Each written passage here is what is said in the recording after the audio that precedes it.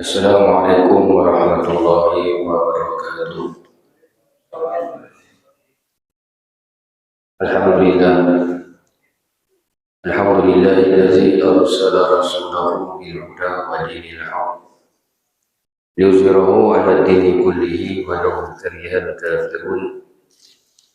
Asyhadu an la ilaha illallah wahdahu la syarika lah wa asyhadu anna sayyidana Muhammadan abduhu wa rasuluh.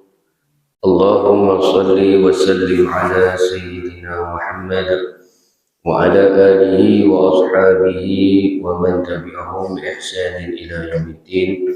Subhanaka la ilma lana illa ma 'allamtana innaka antal alimul hakim. La hawla wa la quwwata illa billahil aliyyil azim. La hawla wa la quwwata illa billahil aliyyil azim. La hawla wa la quwwata illa billahil aliyyil azim. Radina billahi rabba wa bil islami dina wa bi Muhammadin nabiyya wa rasula, amma ba'd. Yang dihormati pengerusi masjid dan barisan jawatan kuasa, yang dimuliakan Tuan Imam, Tuan Bilal, Tuan-Tuan Haji, tuan-tuan yang dirahmati Allah sekalian.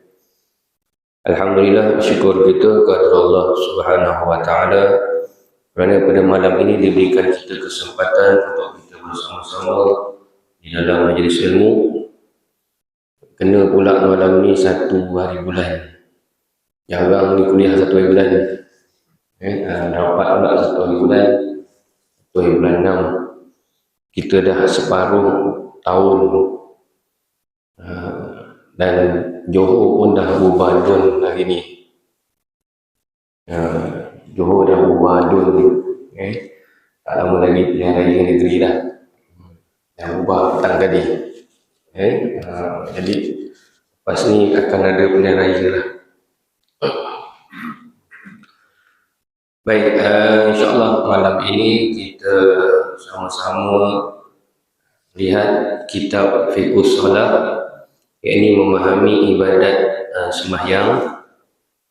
Yang saya rasa last kita tengok kitab ni pada bulan 1. Bulan 1 hari tu last tengok. Ini berkenaan dengan fardu wudu. Fardu wudu yang lepas kita tengok. Dan malam ini insyaAllah kita sambung kepada sunat-sunat wudu. Yang pertama di antara sunat-sunat yang kita boleh lakukan ataupun yang kita memang telah lakukan ketika mana kita mengambil wudu, yang pertama dalam kitab ini dia kata menghadap kiblat. Sunat kita mengambil wudu menghadap ke arah kiblat. Sunat. Kalau tak menghadap, contohnya dekat masjid, mungkin dekat tepi, kan tak menghadap kiblat. Kalau kat belakang masjid, mungkinlah dia menghadap kiblat. Tapi kalau kat tepi, dia tak menghadap kiblat, maka itu sunat sahaja. Kalau tak hadap kiblat pun, wuduk ni tetap sah. Yang kedua, sederhana, tidak boros dalam penggunaan air. Maksudnya apabila kita mengambil wuduk, janganlah kita membuka air terlalu besar. Sekuat-kuatnya air paip tu kita buka. Dan janganlah pula terlalu kecil sangat air dia. Dalam kitab ni kata sederhana, agak-agaklah. Janganlah air itu terlalu besar dan janganlah terlalu kecil. Itu sunat. Sebab apa kita tengok ramai orang kadang-kadang dia buka paip tu, kalau boleh kepala paip tu dia putar sampai habis. Sampai tak boleh putar dah kepala paip. Dibuka air paip tu sekuat-kuatnya. Itu perkara yang tak sepatutnya lah. Dia termasuk dalam pembaziran lah. Pembaziran, guna air terlalu berlebihan. Yang ketiga, membaca basmalah di permulaan hendak berwuduk. Membaca basmalah ni maksudnya membaca bismillah di permulaan wuduk. Dalam kitab Fiqhul Manhaji ala mazhab Imam Asy-Syafi'i, dia kata sunanul wudu at-tasmiyatu fi ibtida'i. Maksudnya mulakan dengan tasmiyah ataupun basmalah, membaca bismillah sekurang-kurangnya dengan bacaan bismillah. Ketika mana kita nak ambil wuduk tu, maka mulakan dengan bismillah. Itu sekurang-kurangnya. Itu paling malas. Nak sebut yang sempurna, bismillahirrahmanirrahim. Itu yang sempurna.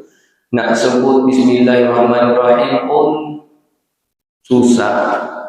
Maka dia pun sebut bismillah pun cukup. Sebab ada hadis Nabi SAW yang menggalakkan kita ini menyebut bismillah. Ada hadis daripada Anas radhiyallahu anhu, kata Nabi, tawaddu bismillah. Maksudnya memulakan dengan bismillah. Andainya terlupa. Maksudnya di permulaan tu bismillah pun tak sebut, bismillahirrahmanirrahim pun tak sebut, tak bacalah, tak sebut. Dalam kitab ni dia kata andainya terlupa basmalah pada permulaannya sedangkan belum lagi selesai berwuduk. Maksudnya dia berwuduk dan dia terlupa untuk menyebut bismillahirrahmanirrahim, dan ketika itu dia belum lagi selesai wuduk. Maksudnya belum habislah wuduknya. Maka bacalah basmalah itu ketika teringatnya. Katakanlah ketika dia basuh tangan, baru dia teringat yang dia belum baca bismillah, ataupun dia terlupa nak baca bismillah ketika dia basuh tangan. Maka ketika teringat itu, bacaannya ialah bismillahi awwaluhu wa akhiruhu. Dengan nama Allah di permulaan dan di akhirnya. Bismillahi awwaluhu wa akhiruhu. Saat kita teringat. Kalau kita teringat ketika kita basuh kaki, bacalah bismillahi awwaluhu wa akhiruhu. Susah lah Ustaz, baca bismillah balik lah. Bismillah ni pun boleh, tak jadi masalah. Bismillahi awwaluhu wa akhiruhu tu tak, saya tak ingat, saya tak hafal lah. Bacalah bismillah ketika mana kita teringat. Menurut mazhab Hanbali, membaca basmalah adalah wajib bagi sesiapa yang teringat. Ni mazhab Hanbali kata, kalau kita teringat yang kita lupa baca bismillah, maka hukumnya wajib. Wajib dia baca. Tetapi bagi yang terlupa, sah wuduknya. Dah habis basuh kaki dah. Dah habis basuh kaki, dah siap, dah selesai wuduk, baru teringat, alamak, tadi lupa nak baca bismillah. Dah cukup, selesai dah. Tak payah nak ulang balik semula. Sebab ini perkara yang sunat sahaja. Tapi perlu kita ingat bahawa yang sunat inilah yang melengkapkan, yang menyempurnakan wuduk kita. Ada orang dia akan ingat bismillah sunat, tak payah buat lah. Tapi kita perlu sedar, perkara sunat inilah yang melengkapkan dan menyempurnakan wuduk kita. Walaupun kita kata menghadap kiblat, guna air jangan terlalu besar, baca bismillah, sunat lah, tak payah buat lah. Tetapi ia yang melengkap dan menyempurnakan wuduk kita, dan wuduk kita itu akan jadi wuduk yang terbaik.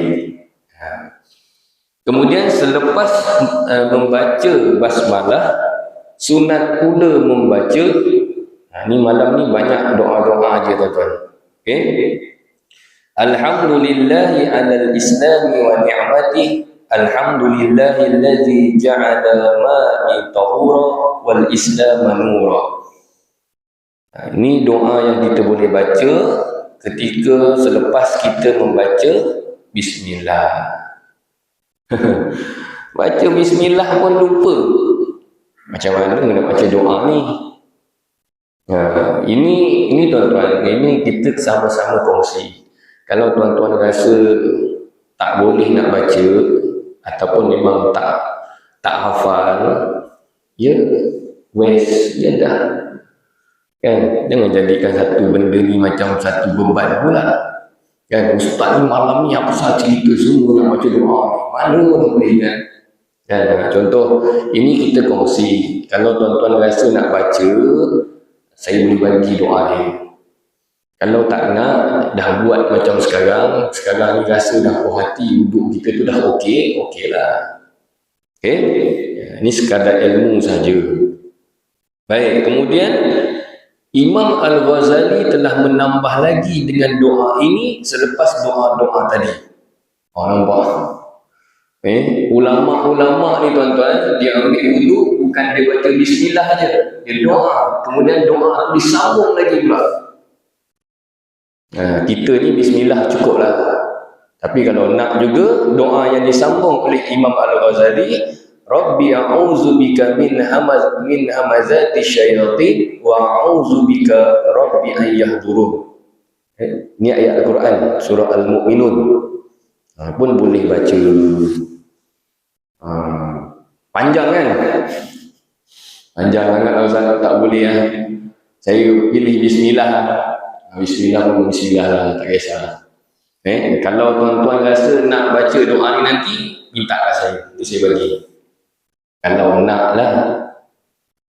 Tapi saya rasa tak nak pun. Kan? Cukup baca bismillah tu kira dah alhamdulillah. Baca bismillah tu kira mencukupi dah untuk kita. Orang biasa ni cukuplah sekadar baca bismillah.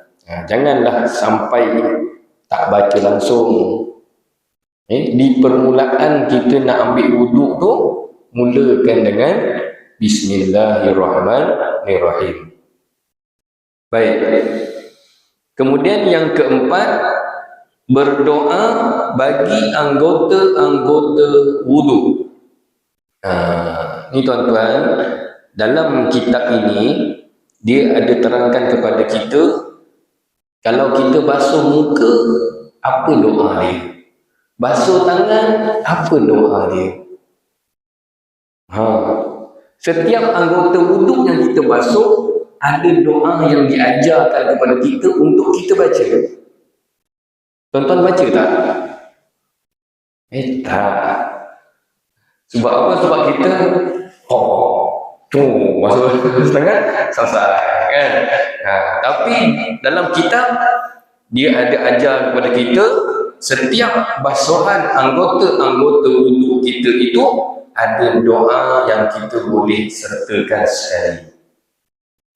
Tak boleh, nanti kita kongsi apa doa ni. Kalau tuan-tuan nak ambil lah. Tak nak ambil, sudah. Yang kelima, membasuh dua tapak tangan hingga pergelangan tangan sebelum berkumur-kumur. Tuan-tuan basuh tapak tangan ni, basuh sampai ke pergelangan tangan. Ini sebelum apa tadi, sebelum fardu wuduk lah, sebelum rukun dia. Ini sunat kan, kita basuh tangan dulu. Kita dah buka air baik tu, kita akan basuh tangan kita dulu kan. Tapak tangan ni kita basuh, kita gosok-gosok sampailah ke pergelangan tangan. Dan ada doanya ialah Allahumma inni as'alukal yumna wal barakah wa a'udzubika min syuhi wal halakah Ya Allah, aku bermohon kepadamu mendapat keuntungan dan keberkatan, dan aku berlindung denganmu daripada kecelakaan dan kebinasaan. Ataupun doa yang kita boleh baca, Allahumma hafaz yadi min ma'asika kulliha. Ya Allah, peliharakanlah kedua tanganku dari semua perlakuan maksiat terhadapmu. Sambil kita baca doa, sambil kita basuh tangan hingga pergelangan tangan ni, kita boleh baca doa. Ya Allah, peliharakanlah tangan aku ni daripada melakukan maksiat kepadamu. Sebab tangan kita ni kadang-kadang tangan yang banyak buat maksiat, tangan yang banyak buat dosa. Itu saya yakin tak ada orang baca lah. Kan? Baik. Yang keenam, sunat wudu adalah bersugi. Bersugi. Bersugi ni kalau istilah kita sekarang ni gosok gigi lah. Tapi kalau bersugi ni dia lebih kepada guna kayu sugi lah. Dalam kitab Fiqhul Manhaji ni dia kata isti'malus siwak. Siwak ni maksudnya sugi. Siwak ni kayu sugi tu kan. Tapi berapa ramai di antara kita yang ada kayu sugi? Dalam kocek ada tak sekarang? Tak ada. Jarang orang kita ni bawa kayu sugi tak dalam kocek. Sebelum ambil wudu tu dia mesti tonjok dulu. Kan? Itu sunat. Sunat. Tetapi kalau dalam kitab Fiqhul Manhaji ni dia kata wa hadza dalilul istihbabul muakkad. Maksudnya bersugi ini, bersiwak ini adalah muakkad, sunat yang dituntut. Setiap kali sebelum kita ambil wudu tu, kita bersugi tu adalah sunat yang dituntut. Maksudnya sunat yang dituntut ni dia lebih hampir kepada istilahnya wajib. Tapi kita tak boleh kata dia wajib. Dia dalam tu dia kata istihbab muakkad ni dia sunat yang dituntut. Kalau kata wajib nanti tak buat dosa. Maka dia dipanggil sebagai sunat yang dituntut. Maka bila sunat yang dituntut tu maksudnya ia satu perbuatan yang sangat-sangat digalakkan. Bawa kayu sugi, jangan bawa berus gigi. Ni pergi masjid sekarang sembahyang maghrib bawa berus gigi, ubat gigi dalam kocek. Kenapa ni bawa ni? Ustaz kata kena sugi. Janganlah, bawa lah kayu sugi tu cukup lah kan. Ataupun nanti masjid boleh sediakan ubat gigi, tak apa. Pengerusi beli ubat gigi banyak-banyak letak kat tempat wudu tu. Nanti tuan-tuan datang bawa berus gigi je. Sebelum ambil wudu tu bersugi dulu. Itu sangat-sangat digalakkan. Yang ketujuh, perkara sunat wudu berkumur-kumur, dan sebaik-baiknya air kumuran itu hendaklah sampai ke kerongkong. Biasa kita kumur macam mana? Sampai kerongkong tak? Kita kumur, tuan-tuan kumur sampai kerongkong tak? Tak. Biasa kat mulut, buang. Ada sampai kerongkong. Dia sampai kerongkong, nanti takut-takut kita telan air tu. Dia kerongkong, dalam kerongkong tau. Kerongkong ni dalam. Kebiasaannya kita berkumur-kumur kat mulut je. Habis kat mulut, kita buang. Betul? Jarang orang sampai ke kerongkong. Itu. Masuk kerongkong ada? Tertelan air itu. Macam inilah cakap saya. Tapi kalau sebaik-baiknya, sampai ke kerongkong. Itu sebaik-baiknya. Okay? Jika tak boleh, kalau tak boleh tu, ya dah Udah jangan cakap ustaz cakap sampai kerompong. Kita nak buat betul-betul sampai kerompong. Itu yang sebaik-baiknya. Tapi kalau sekadar kita berkumur di mulut dan kita buang pun dah cukup lah. Kemudian mengeluarkannya dari mulut. Berkumur-kumur ni memang kita masuk dalam mulut sampai ke kerongkong, kemudian kita keluarkan juga air tersebut daripada mulut. Jaranglah orang kalau kadang-kadang dia tertelan air itu masuk banyak, keluar sikit sebab dia tertelan. Dan doa yang boleh dibaca, Allahumma inni ala zikrika wa syukrika wa husni ibadatik. Itu doa yang kita boleh baca ketika mana kita berkumur. Ada lagi doa, 2-3 doa dalam kitab ni. Tapi saya tak baca semualah tuan-tuan. Yang ke-8, menyedut atau menghisap air ke dalam hidung sebaik-baiknya sampai ke rongga hidung, kemudian dihembuskan kembali. Dia istilahnya sedut. Istilahnya apa? Sedut atau menghisap. Tapi kita biasa buat macam mana? Ambil air dekat jari, gitu. Itu bukan sedut. Sedut ni. Itu sedut. Sedut tu juga jangan lebih-lebih sangat. Ramai orang sedut air, masuk ke dalam terus, pening kepala. Pening masuk air ke mana ni. Sedut tu sekadar masuk ke dalam rongga hidung, kemudian kita hembuskan semula. Biasa memang saya tahu, memang kita pun biasa buat ambil air, paip, masuk. Guna jari je kita buat. Tapi yang betulnya adalah menyedut. Tapi boleh tak buat guna jari je tu? Dia boleh. Kan? Dah itu sekurang-kurangnya kita basuhlah juga hidung kita dulu. Basuh hidung tu untuk nak buang apa-apa kotoran yang ada dekat hidung.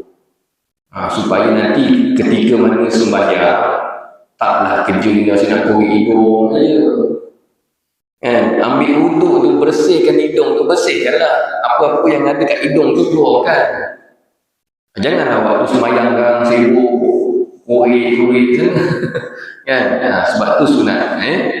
Menyedut atau menghisap air ke dalam hidung. Dan ada doanya. Doa tu nanti tuan-tuan kalau nak boleh bagi tahu saya lah, saya akan bagi. Kemudian yang ke-9, menggosok-gosokkan anggota wuduk. Menggosok-gosokkan anggota wuduk ni macam mana tuan-tuan? Maksudnya ketika mana kita membasuh muka, kita membasuh tangan terutamanya, maka gunakan tangan kita ini untuk menggosok-gosok anggota wuduk tersebut supaya air itu lebih rata dan terkena pada tempat yang sepatutnya. Kalau kita basuh tangan kanan, gunakan tangan kiri untuk menggosok. Basuh tangan kiri, gunakan tangan kanan untuk menggosok, meratakan air. Begitu juga dengan kaki. Basuh kaki kanan, tangan yang gosok adalah tangan kiri. Basuh kaki kanan, tangan kiri yang gosok. Basuh kaki kiri, tangan kanan yang gosok. Kenapa kena silang? Supaya dia lebih, kita ni lebih stabil. Faham tak? Lebih seimbang. Yang lebih seimbang. Tuan-tuan bayangkan kalau kaki kanan kita angkat dan kita halakan ke arah paip, kemudian tangan kanan kita nak gosok, kan susah. Maka tangan kiri digunakan untuk menggosok. Itu lebih seimbang. Kedudukan kita lebih seimbang. Dalam mazhab Maliki, menggosok-gosokkan anggota wudu adalah fardu. Ni mazhab Maliki.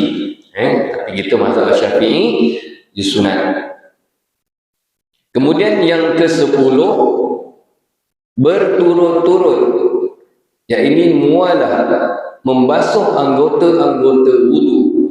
Maksudnya hendaklah membasuh anggota kedua sebelum kering basuhan anggota pertama, dan begitulah seterusnya. Maksudnya bila kita dah basuh tangan kanan, kita perlu segera ataupun terus membasuh tangan kiri. Janganlah tunggu tangan sebelah kanan tu kering baru nak basuh tangan kiri. Dah basuh muka, nak tunggu air kat muka tu kering baru basuh tangan. Tak boleh dah. Itu bukan berturut-turut. Istilahnya berturut-turut ini maksudnya selepas kita membasuh sesuatu anggota, belum sempat anggota tersebut kering, maka kita dah basuh anggota yang lain. Itu berturut-turut. Yang ke-11, meniga-nigakan basuhan dan sapuan. Meniga-niga ni apa dia? Tiga-tiga. Maksudnya muka 3 kali, tangan 3 kali, tangan kanan 3 kali, tangan kiri 3 kali. Itu maksudnya meniga-niga ataupun bertiga ataupun tiga-tiga. Sunat. Sunat 3 kali basuhan tu sunat. Yang wajibnya apa dia? Satu je, sekali basuh je. Jadi kalau lepas ni ada orang yang basuh sekali, jangan cakap wudu dia tak sah. Okey? Yang wajibnya sekali, basuhan tu sekali je. Yang sunatnya 3 kali. Lepas ni nampak kawan basuh sekali, dan dia apa? Jangan reaction saja. Ustaz ajar 3 kali. Kawan basuh sekali je. Tak sah lah. Mana sah basuh sekali? 3 kali. 3 kali itu sunat. Kalau sekali basuhan kita yakin anggota kita terkena air, maka cukup sekadar sekali. Ini 3 ni sunat. Kemudian yang ke-12,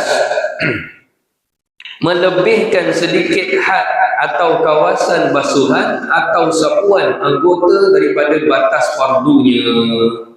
Maksudnya kalau kita basuh anggota wudu kita, basuhlah biar basuhan itu lebih daripada tempat yang dihadkan. Contohnya basuh tangan hingga ke siku, maka sunat kita melebihkan lebih daripada siku. Sunat. Tapi kalau tuan-tuan nak basuh sampai siku, ngam-ngam sampai siku, terpulang. Ustaz kata kita belajar basuh tangan sampai siku. Dia pun ukur siku dia kat mana siku. Dia pun basuh sampai situ je. Salah. Kalau siku dia tu kena air. Tapi sunat dilebihkan basuhan tersebut. Dilebihkan itu saya rasa lebih bagus, lebih baik. Sebab kita takut basuhan kita itu tak sampai kepada tempat yang ditetapkan. Maka lebihkan sedikit. Janganlah terlalu lebih. Siku lebih sikit daripada siku. Atas sikit. Janganlah berlebih-lebihan sampai ke bahu dia basuh je. Ataupun basuh kaki sampai buku lali, atas sikit daripada buku lali. Janganlah basuh sampai lutut. Itu dah terlalu berlebihan. Yang ke-13, membaca doa semasa membasuh muka. Ini tadi saya kata tadi, basuh muka ada doa dia. Tuan-tuan nak dengar tak doanya? Nak buat tak doanya? Basuh muka ni sunatnya membaca doa ketika Membasuh muka ni membaca doa. Ada doa dia. Okey. Jadi kalau tuan-tuan nak, tuan-tuan beritahu saya dah, saya bagi. Okey. Yang ke-14, menyelati janggut yang tebal. Adapun janggut yang nipis yang kelihatan warna kulit di bawahnya, maka wajib diselati. Selati tahu tak selati? Selati ni janggut kita ni dikenakan air. Diselati. Guna jari itulah selati. Siapa yang ada janggut lah. Makin tebal, makin panjang janggutnya, makin agak susah sikit lah kita nak menyelati tu, nak sampai ke air ke kulit dagu kita di bawah ni. Okay. Nak simpan janggut panjang ke pendek pun terpulang. Tapi ketika mana ambil wudu, pastikan janggut kita ini jangan kita terlepas pandang. Okay. Yang ke-15, mendahulukan basuh anggota kanan daripada anggota kiri. Seperti mendahulukan basuh tangan kanan daripada tangan kiri dan kaki kanan daripada kaki kiri. Maksudnya sunat, basuh kanan dulu kemudian basuh kiri. Itu sunat. Kalau ada orang nak basuh kiri dulu, boleh tak boleh? Boleh. Dia nak basuh kiri dulu. Engkau apa pasal basuh kiri? Kata aku lah. Kan? Dia nak basuh kiri dulu. Basuhlah. Tapi perbuatan itu nampak pelik. Nampak janggal. Okay? Sebab memang kebiasaannya kita akan mulakan dengan belah kanan. Tiba-tiba satu makhluk ni datang, dia nak basuh belah kiri dulu. Dah apa hal? Kan? Dah diajar basuh tangan kanan, belah kanan dulu, basuhlah kanan dulu. Kemudian basuh kiri. Janganlah buat satu benda yang pelik. Nanti mulalah orang gaduh. Ya, tengok dia tu basuh belah kiri dulu. Paman ustaz dia belajar. Kan? Dia boleh menimbulkan mengundang apa kata orang tu, cakap-cakap orang. Benda-benda yang tak elok orang cakap tentang kita kan. Jadi kalau dah sunatnya basuh belah kanan dulu, kemudian baru belah kiri. Kecuali dalam ni dia kata apa? Kecuali ketika semasa membasuh dua tapak tangan hingga ke pergelangan tangan di awal wuduk dan menyapu dua telinga, maka kedua-duanya dilakukan serentak. Telinga kita basuhnya serentak. Dua-dua belah kanan kiri serentak. Sunat. Sunatnya serentak. Kalau ustaz saya nak basuh belah kanan, tapi ramai saya tengok dia basuh belah kanan dulu, kemudian basuh belah kiri. Terpulang lah. Jangan kanan kiri, kanan. Itu dah tak boleh pula.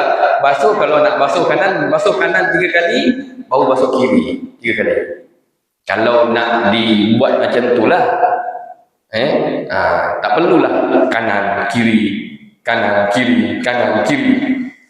Macam hukawat. Kan? Tapi seelok-eloknya, sunatnya basuhlah serentak. Kan lebih mudah sekali jalan.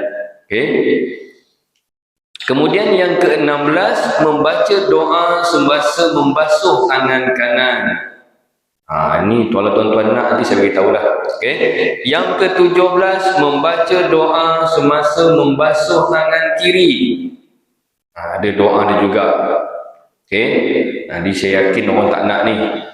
Yang ke-18, menyelati anak-anak jari tangan maka menyelati itu hukumnya wajib sekiranya diyakini air tidak dapat rata kecuali dengan menyelati. Menyelati ni maksudnya apa? Dekat anak-anak jari ni kita diselati ni, di celah-celah ni digosok air. Yang ke-19, menggerak-gerakkan cincin yang dipakai. Kiranya air tidak dapat masuk dengan sendiri kerana terlampau ketat, maka wajib digerak-gerakkan cincin itu kerana ia menghalangkan air sampai kepada anggota wuduk kalau tidak dibuat begitu. Bagi sesiapa yang ada pakai cincin, gerak-gerakkanlah cincin tu supaya air boleh masuk di celah-celah cincin tu.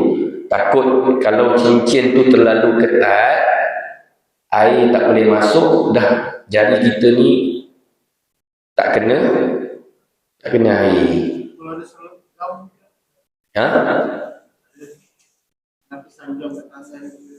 Lapisan gam kat tangan apa semua tu tuan-tuan kena dibersihkan terlebih dahulu sebelum mengambil wudu. Sebab kalau contohnya kita pakai sesuatu ataupun ada gam di tangan, kita bimbang air tak sampai ke kulit. Sebab gam-gam sekarang ni nak lagi gam gajah, gam kasut. Kalau dia kena dekat kita punya tangan di jari ni, memang dia melekat betul.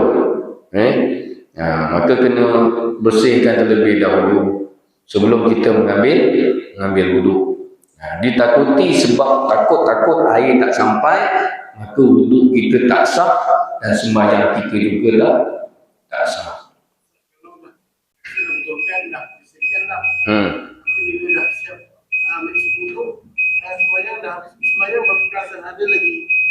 Ada lagi gamnya. Rasa-rasa macam dah bersihkan. Ketika mana ambil wuduk tu rasa dah okey lah kan. Kemudian dah sembahyang, habis sembahyang tengok alamak ada lagi langgam kat situ. Macam nak buat tuan nak sembahyang semula. Okey. Dakwah mengundi. Dakwah mengundi tu kali saya tak? Kali saya tak dakwah mengundi? Tak kali saya. Tu kena bersihkan dulu. Mengundi juga. Kena bersihkan dulu lah. Kebiasaannya adalah alat benda yang kita nak kata orang tu gunakan untuk hilangkan benda tu kan. Tapi tadi kalau berbalik semula kepada soal kalau kita dah ambil wuduk, kemudian kita dah solat dan baru kita perasan bahawa ada lagi benda ataupun air yang menghalang wuduk kita tadi tu. Kalau kita yakin, maksudnya kita memang tak perasan benda tu. Dah habis sembahyang baru perasan, maka kita yakinlah. Kita dah solat, dah ambil wuduk tadi, kita dah yakin memang dah tak ada. Kita rasa kita tadi memang dah ambil wuduk tadi memang dah tak ada. Kita dah tengok dah tak ada dah. Kita pun sembahyang lah. Dah sembahyang baru perasan, ada lagi rupanya. Maka kita dah selesai sembahyang semua. Adakah kita perlu ulang semula solat kita? Tak. Dengan syarat yakin. Dan selepas itu dalam solat fardu yang seterusnya, solat yang lain tu, kita kena pastikan betul lah benda tu dihilangkan sebelum kita mengambil wuduk. Tapi kalau was-was, ustaz, ini sah ke tak sah? Tadi macam tak ada ni, ada pula ni, aku dah habis sembahyang ni, boleh tak boleh? Kalau was-was, ulang semula. Dia gitu je. Kalau rasa was-was, boleh tak boleh, sah ke tak sah sembahyang aku tadi ni, kalau ada je was-was, maka elok dihilangkan kesan aku tadi, gam ke apa tadi, hilangkan, ambil wuduk semula dan solat semula. Okey? Tapi memang kadang-kadang dia nak yakin ni macam Yakin, aku ni yakin. Tapi dalam masa yang sama, dia macam tak je. Macam tu. Dia kalau ada 50-50 tu, baik kita buat semula lah. Istilahnya gitu. Okay? Baik. Dia ada lagi ni, tapi jam dah bunyi. Dia ada lagi. Sebab sunat wuduk ni dia ada lebih kurang.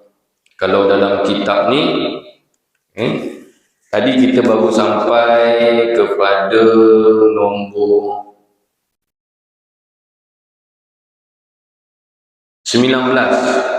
Nombor 19. Dia ada 28. Belum habis lagi. InsyaAllah nanti kita sambung lah kemudian. Kalau nak sambung ni, dia panjang lagi. Ada doa-doa dia lagi. Nanti kita sambung insyaAllah dalam kuliah yang akan datang. Jadi saya rasa cukup sampai di situ. Mudah-mudahan apa yang dikongsikan pada malam ini serba sedikit dapat memberikan kita ilmu dan manfaatnya, dapatlah kita jadikan panduan dan juga sebagai amalan dalam kehidupan kita insyaAllah. Sekian saja. Kita tutup dengan bacaan tasbih kafarah dan juga surah Al-Nas. Bismillahirrahmanirrahim. Subhanakallahumma wa bihamdika asyhadu an la ilaha illa anta astaghfiruka wa atubu ilaik.